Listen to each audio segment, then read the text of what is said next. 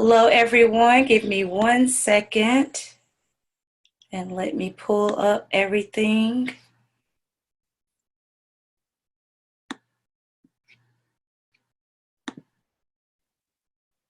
Let's see. I want to make sure we are connected on here. It looks like you live on Facebook. I am live. Awesome. Hey, guys. Thank you for bearing with me. I hope everyone is having a beautiful day. All right. I see everything now. Awesome. All right.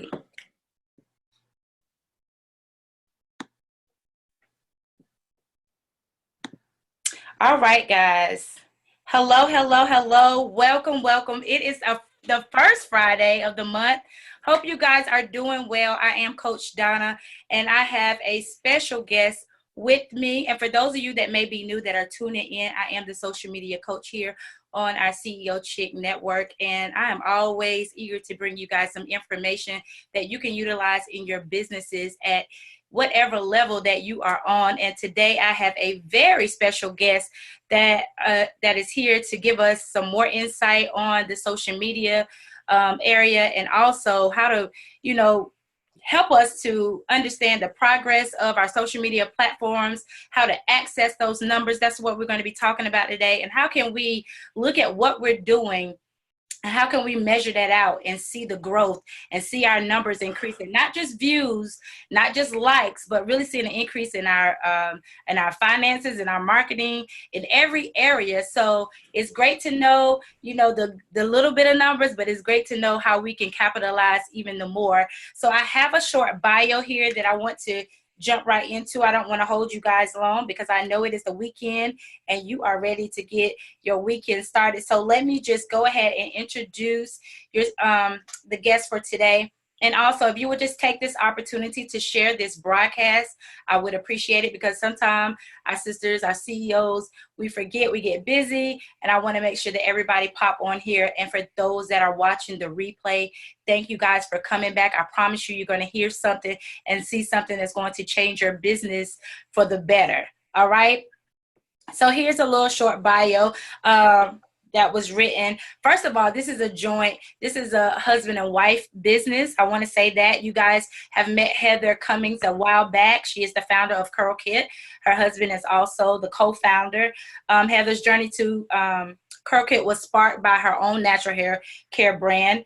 And Dino decided to take a plunge. Most of the time, our husbands kind of take a step back and let us lead the way, but he decided to jump right on into it and start a subscription service for naturally curly hair types. Their aim was to provide products for women who were looking for options to maintain their naturally curly hair, texture, and type. Along with hair products, they have provided maintenance and styling information to help their customers transition and grow healthy hair. And also, Heather's driving force to Curl Kit has not been only to provide healthy and effective products, but also to provide educational and lifestyle content to go with it, to help other naturals go through their natural hair journey. And he's kind of right on board with it. The company has featured in print publications and media outlets such as Essence, Ebony, WBLS, Mentor Report, and listed in incorporated 500 raising small businesses. Their knowledge and experience accumulated over the years have been their successful running into Curl Kit LLC. And let me just say, they're ranked right now 1,200 out of 5,000 businesses. So they're ranked really high. That says a lot. So that lets us know off the bat that they are knowing how to capitalize on this social media. And I'm just glad that Dino is able to come on. Welcome, Dino. Thank you so much for joining us today. Thanks for having me. I'm excited to share some knowledge with your community. So Awesome. Look forward to it. So I just want to go ahead and jump right into it, because I know today I was doing more research, because all the time when I come on here, and a lot of times I have a lot of questions from women who are really trying to get to know their platform. And I'm telling you, I was just looking at, oh my gosh, when you get into the Google Analytics and things of that nature, it could be mind-boggling. It could be something that you want to kind of take a step back because it can be overwhelming. So just jumping right into it, can you give us a little bit of insight on how you're able to see the progress with your business, Curl Kit, and how do you manage all of that? Well, first of all, Google Analytics is like a big, robust piece of software. I Mm-hmm. mean, you can get as, in depth as you want to, and there's some really like granular stuff you can do and really get deep into all of the different numbers. Mm-hmm. But, or if you don't want to get that deep, you can still stay at a high level and still be able to get a like an overview of like, the health of your business as well as the growth. What we use Google Analytics for is really, tracking where our audience is coming from, where we're getting our traffic from. And then we also use it to help us make business decisions as far as what we're going to do moving forward. Mm.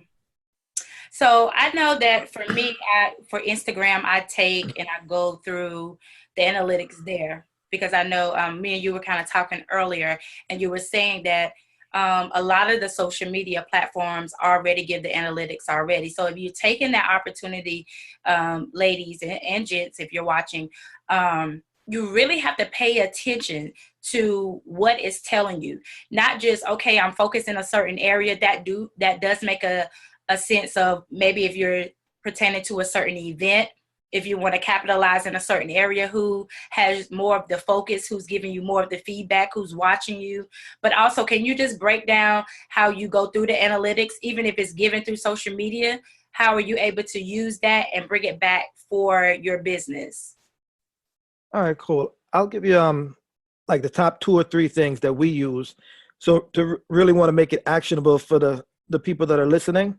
Okay. So one of the things that we use it for is it tells you the geographics and the locations of where your audience is located, which is good depending on the type of business you're in. You might actually want to know, okay, these are the top 10 places where my visitors are coming from. Because now we're actually thinking about doing pop-ups, and now I don't have to guess where I need to go because Mm-hmm. I know where my people are at. They're in these 10 cities. Mm-hmm. So if you do events, either local or national, you could use that information to see where your customer base is, where you want to go, where you're strong. So that's one thing that we do. Mm-hmm. And then the second thing is when you're looking at the analytics, you can see where the traffic is coming from. That's one of the main things and one of the main benefits of Google Analytics, being able to see where the traffic is coming from. So what we'll use that for is when we're measuring the traffic, we look at the different sources. It can tell you based on social media, because a lot of people do a lot on social media. So you Mm-hmm. can tell which social media channels they're coming from. If you're getting a lot of traffic from Facebook, if you're getting a lot from Twitter, Pinterest, even Instagram. So you can then use that information to make business decisions, whether or not you want to, adjust where you're putting your efforts at. Recently, like we did an audit of where we're getting our traffic from, Mm-hmm. and that helped us to make decisions based on that. We saw that we weren't getting that much traffic from Twitter, so we started pulling our resources, whether it's manpower, ad dollars. We pulled our resources from Twitter, and we saw that we were getting a lot of traffic from Pinterest, and we were hardly doing anything on Pinterest. We just posted some stuff up, and it was growing. So we reallocated started putting some ad dollars and manpower there. We would have never known that if we weren't looking at the numbers. They say if you don't measure it, that's why it's important to measure your numbers at least monthly, but I'd prefer to do it weekly. If you don't measure it, you can't manage it, and Mm. you're not going to be able to grow. And you don't you don't want to have to guess when you have the numbers. That could take some of the emotion out of the decision. Now you're making information and fact-based decisions instead of guessing. I think that's a good thing. Um, because whenever you have that information, you don't waste time on different platforms. And I know for you, you were saying we were talking about Pinterest. That's not really a social media area that a lot of people go to. Some people are capitalizing really good off of Pinterest. And it's so when you have that breakdown to know which avenue, which lane to go, I think it just helps you to not just waste time on a platform. Not saying that you're wasting time, because you do have to reach everybody at different levels, but you're not spending the majority of your time in an area where you're not going to capitalize in. And I think with that, I look at that jumps right into what we were saying about sharing. How many people are sharing your things? How many people are viewing? How many people are saving? How many people are, really supporting the content that you're putting out there? And also, I personally, I pay attention to at the top, how many clicks my website is getting. If I like last night, I did a post.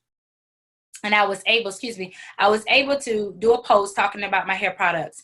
And then after that, I got 2 big sales last night. So it was just, I know that the platform is there and they're able to click. That's why it's important to always set up your description and all of that. Is your bio, It's good to have everything in there and make it clickable, because whenever you are putting out the great content, the analytics will break it down and show how many people actually come there. So for me, I go to Shopify. Well, and I'm pretty sure you go to Shopify as well. And it breaks it down. So it tells me the percentage of how many people are buying from Instagram, how many people are buying through Facebook. And so it helps me, because I'm like, instead of me wasting time at another platform, then this is showing me that the majority of my sales are coming from here. So I need to market more on here. I need to place my videos more on here. And that's for me. That's what I look at a lot. Is there any techniques that you do whenever you're looking at that type of information? Yeah, definitely to piggyback off of that, I agree. When a lot of times we see entrepreneurs they're trying to spread themselves out, they want to be everywhere. But unfortunately, you run into the issue where you might spread yourself too thin.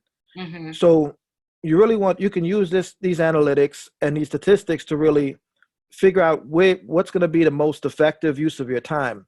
I mean, you have limited time, you have a limited budget, so Mm-hmm. you might as well make it the most effective possible. We used to be on 6, I believe, like 6 social media platforms, and we just slowly started trimming them back and weaning them back and really focusing on the top 3, because you might be able to do 6, but you're probably not going to do 6 well. So it's better for you to double down on what your strengths are and really go deeper into those than trying to be on 6 or 7 different places and not doing a good job on any of them. Another one that like we said, we stopped or we slowed down doing Twitter, but I think it was Google had one. I forget the name of it now. But we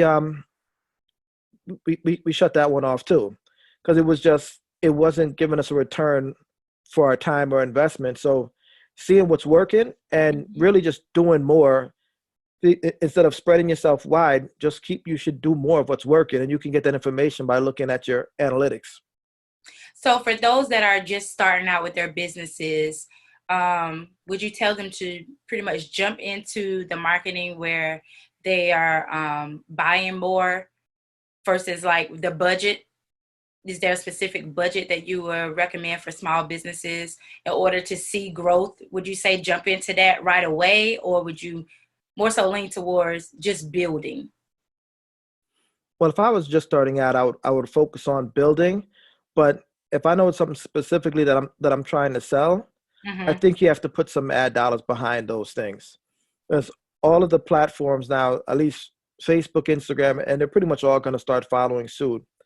They're limiting the number of people that are able to see your posts organically. Right. So we spent all this time and energy building up a Facebook fan page to having hundreds of thousands of fans, and now they hardly let any of your fans see your stuff. That's so true. So if you want a fan to see your stuff, now you have to pay. So if you know it's a specific promotion or sale that you're trying to do, I would put dollars behind that. But I would use just generic organic reach and growth for you to test content to see what your audience resonates with. And once you find out what's working, in each social media platform, there's analytics. So whether it's at the end of the week, I would go back and look at, my Facebook analytics, see which posts got the most likes without you spending any money on them, which Right. one got the most likes, the most shares, and I'll say, okay, now I'm gonna do more posts like that because my Mhm. audience is telling me what they like, what they want. So now you give them more of what they want. So this may be a little bit personal. What's the most like that you've actually put in a budget that you've seen growth and you've seen the sales double um, in your marketing? I think the biggest we've done, we don't try to do like big spikes with the Hmm. ads. I'd rather do a consistent amount, like whether it's every day. Right. So whether I'm starting out and it's $10 a day or whether it's $100 a day, I would prefer to do $100 a day for the whole 30 days or $10 a day, wherever my budget's at, Hmm. than do big fluctuations. Unless it's like something significant, like, Black Friday, you might go all in, or it's a new product you're launching, you might go all in. Hmm. But just in like general maintenance, I just keep a general budget and just do that amount daily. Because every time you do big swings in your budget, it like starts throwing off I think the effectiveness of the ads, and you end up a lot of times you end up start wasting money versus if it's consistent and then you just do small tweaks like maybe you go up 10%, you might increase your budget 10% that day or you might decrease it, but I don't try to do big swings in the budget. Got you. Because I know for me, I've seen a lot of different when I go in there, I'm like, okay, for me, I'm just saying, as starting out, it can be overwhelming because you're just like, oh my goodness, I know I need to be purchasing more product or I need to be investing more in my business. And do I want to focus on doing $10 for a long period of time? Do I want to go up to 20? Do I want to go up to 40? But definitely, I've always said I try to span it out in more days if I do decide to do something versus like you saying, paying one big sum for one a little bit of time. And I've actually seen, believe it or not, so for those that are on here and you like, I may not be able to invest $100. It is okay. Don't feel like you have to jump, to that level because everybody is on different levels on this platform. So if you're able to invest $5 a day or $10 a day, it will break it down. It will tell you how many people you will target, how many people that you will reach. And some people are better than no people. And, once somebody sees it, it only takes one person to advocate, to tell the next person to share, to bring forth, more views for you to be able to be noticed, to be able to bring your product to the forefront. So don't feel overwhelmed and feel like you got to invest hundreds and thousands of dollars up front because let's just be real and honest. Like, some people just don't have it to do it like that. But the option is there if you have it and you are ready to invest in your business. I want to look here.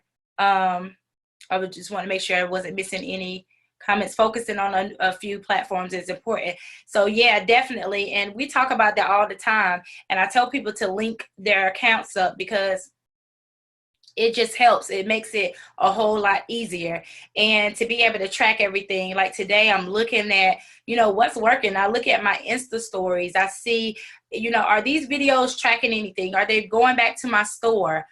And I need to find out why, but I try to link my products to my Shopify store so it make it easy to click and keep track of everything. And then I want to be able to go and see who it is that I'm sending over there. They're coming over to the page. So all of that really makes a difference whenever it comes to really just seeing the analytics of each platform. And every analytic is going to be different because you're going to have something that's a little more on a higher range on one platform. Some may be a little quiet, and it's okay. You just have to focus on the platform that works for you.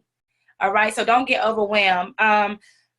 Raisha Wells says, I went up from $1 to $5 and I've seen a growth in interest, but not much profit. So therefore, you have to keep at it. I don't think just because that you do something once that you're just going to automatically see, unless it's something that's really, really popping, that's trendy, that's going, something that's going to catch the eye of the people. I think for me, when I showed a picture of how I grew my hair in a year using my products. When I did it, I actually got a whole lot of sales that day. Why? Because it was something. Everybody wants long hair, right? Everybody wants to grow hair that if they have alopecia, they may have bald areas, that's something that everybody in some form or shape deal with. So it was something that was relevant. It was not really trendy, but mostly relevant. So they were able to see and be like, hey, I want to invest in that. So make sure that what you do and what you decide to promote will be something that will get the attention of the people. Don't just throw a flyer up, or don't just throw a picture up. But even if you do put a picture, go into detail what that picture really means and what it's all about, so that you can capture the not only attention of the people, but you can collect the coins at the same time. I know we're winding down. You want to add something? I just wanted to give a quick tip to the lady who's not seeing as much profit from the ads. I mean, the one thing you have to keep in mind is that people are in different stages of like their buying decision. So depending on who your ad is reaching, they might have never heard of your company before. It might be a longer journey from them going from never heard of you to I'm ready to spend money with you. So you might have to put out content for them to even get to know you initially, and before you go for the sale right away. Like you gotta warm them up. So depending on where they're at, and one of the things that has helped our ads get more focused is you can take the email addresses of people who have purchased from you in the past and upload that to Facebook, and then tell Facebook to find more people like these people. I think the minimum is maybe 100 email addresses. So if you're at that point, you can say, okay, these people that spend money, these are my customers, and tell Facebook to find more people like those people. And if you don't have 100 customers yet, or you're just starting out, then you can put your Facebook tracking pixel on your website and say, okay, show more people like this. And instead of just showing it to just random people or whatever targeting that you're trying to use to find people in general, that way you can get it more focused. So the best thing is, after you get those first sales, is to upload those back and tell Facebook to find more people like the people that have already spent money with you. Ooh, that's a great tip. Raisha, I hope that helped you. She was saying, I wasn't aware of that. So good. I'm glad you were able to get a great nugget. And for those that are watching, even the replay, hope you guys are taking in some of the nuggets, because Dino, I'm telling you, he knows his stuff. And as you can see, they have a successful business. And I definitely wanted to bring him on just for that reason, because I knew that they would be able to share any kind of progress. And if there's anything that you would like to add, I know we're getting kind of close to the time. Any other ways, or is there another way that as we're building our foundation with our businesses, as we're collecting data, going through analytics, are there any other things that we should know about to pretty much track our growth when we're online? Well, as far as I said before, like we actually use a spreadsheet where we put our numbers in each week, and we can track the growth on all the different platforms, as well as we look at where the people are coming from. On Google Analytics, you can also see what devices they're using. That helped us make decisions based on how we set up our website. As one of the things that we found out when we were in the process of redesigning our site was that 80 to 90% of our visitors were coming on mobile devices. And you could make a real pretty website, but if you look at it from the mobile side, if 90% of people are coming from mobile, then you should really be designing majority of your site and experience around what's going to give them the best experience and the best opportunity to purchase from you. It's the same thing with your emails. Sometimes you're sending emails and you look at it from the desktop view. Really, you should be looking at it from the mobile view. What does it look like? What does your email look like on mobile? What does your website look like on mobile? Because that's where most of the people are going to be coming from. So focus on some of those small changes too. Well, I think will help increase the effectiveness of your your ads, and as well as the traffic that does come, you'll get better returns from them. I was just about to tap into that. And lastly, and I'm just going to end with this. When you do your research and you go through your analytics and it tells you how many people are viewing, like you said, on desktop versus the mobile device, Dino made a really good point. He found out that in the business that a lot of people were viewing everything through their phone. So basically, whenever they built their sites or they built whatever the business was, they built it geared around the mobile, because that's where most of the people were. They weren't on their iPads, they weren't on their desktop, but they were actually mobile. So you have to make things mobile friendly. You can't forget about that, because I know a lot of times we build sites and then when we go to the mobile, it does not fit. It is not, and cohesive with what we need. So we have to take that in, consideration when we're trying to reach the people. You have to make sure if that's where most of your people are, then that's what you focus on. If it's on desktop, then you make it, but you want to make it convenient. I mean, most businesses now just automatically make it convenient for desktop and mobile. But you do have some people that will try to shy away and just deal with that. But in all sense, if you know that you're going to be marketing, you know what most of your sales are going to be coming from, then you need to make sure that you stay and do exactly what your analytics are doing. They will not lie to you. I promise you, even though it may be get you out of, your little secure place. But I promise you, if you just stay with the analytics, really study them. I look at mine every single day, week to week. I see what's working. I see what's not. I know what not to post anymore. I know what's not getting the views of the people. I know what's not sending people to my store. I don't spend time trying to keep creating content that doesn't make sense.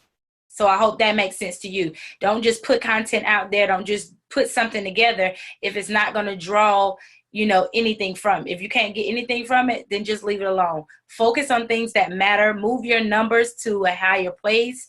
Build that foundation that you need. Collect those coins at the same time. So always, always, always don't second guess, study. Everything will be right there in your analytics for you. And I'm sure if Dino's able to come back, or if you have any questions, I'll make sure that I get them to you guys. Dino, is there anything that you want to add? Because I know we're running out of time.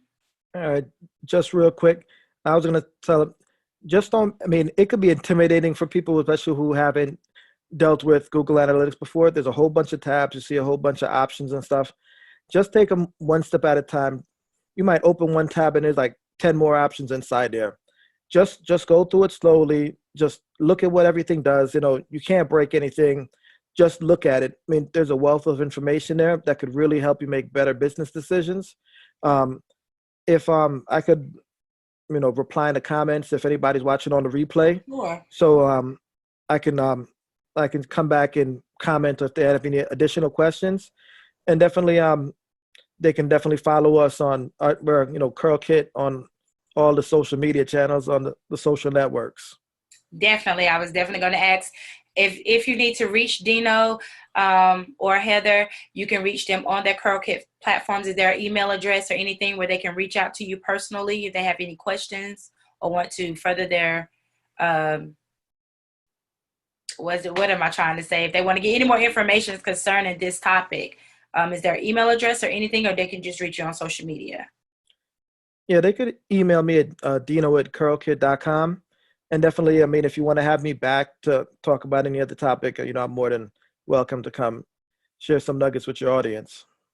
Thank you so much. All right, guys, that wraps up our live at 5. I hope you enjoy the topic for today, which was accessing the numbers, really showing and seeing the progress and how to really study the analytics and all of that good stuff with building your business. It's so important, and it's so important to really thank you so much, Raisha, to get this information, because we need it. We need it. We need it for our business. I don't care what level you're on. And I know for me, I need to go back and study even more and get the gist of all of this Google Analytics, because sometimes we push those things to the back burner. And so I hope you guys really enjoyed it. If you have any questions, please leave them down below. We'll come back and we will respond.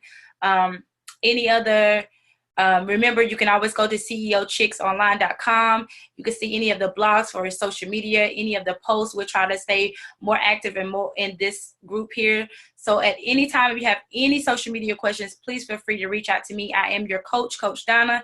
Thank you, Dino, for joining us tonight. And I hope you guys have a beautiful weekend, and we'll see you on the next month for the first Friday call again. Thank you, guys. Have a good and blessed week. Thank you for having me. You're welcome.